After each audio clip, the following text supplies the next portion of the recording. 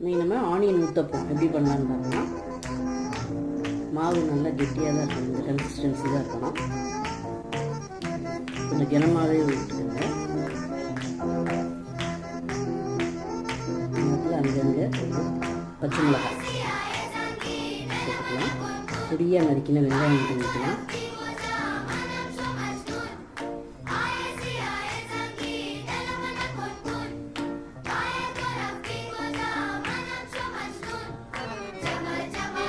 அது மேலே கொஞ்சம் அங்கங்கே மல்லி இலை தூவிக்கலாம்.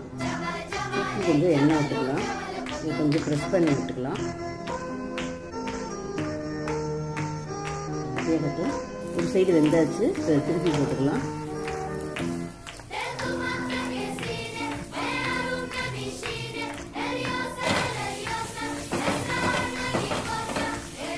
சுவையான ஆனியன் ஊற்றப்போம் ரெடி ஆயிடுச்சு.